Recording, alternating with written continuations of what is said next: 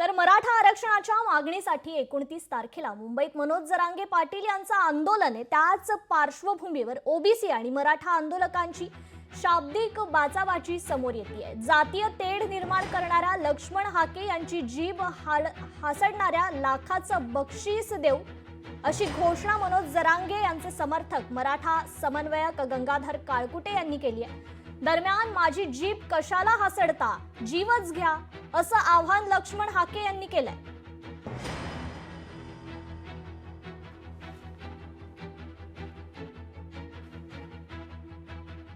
लक्ष्मण हाके नावाचे एक ग्रस्त आहेत, ते जाणून बुजून मराठा आणि ओबीसी वाद निर्माण करण्यासाठी मनोजदादावर खालच्या शब्दात गेल्या अनेक दिवसापासून टीका करतायत।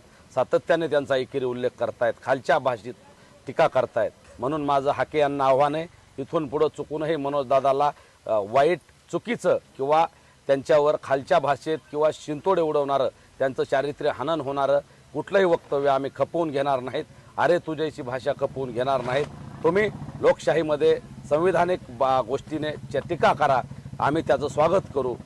लक्ष्मण हाकेंचं आंदोलन कधी सुरू झालं महाराष्ट्रानं बघितलंय।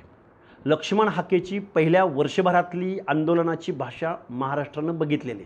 बक्षीस जाहीर करावं, त्यांनी आमचा जीव घ्यावा, आम्हाला गोळ्या घालाव्यात।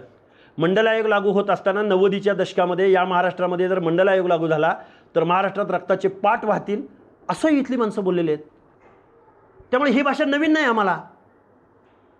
त्यामुळं चालवावं आमच्या गळ्यावर सुरी, जीभ काय हसडताय चालवा आमच्यावर, आम्ही ओबीसीच्या हक्क अधिकाराची भाषा बोलतोय।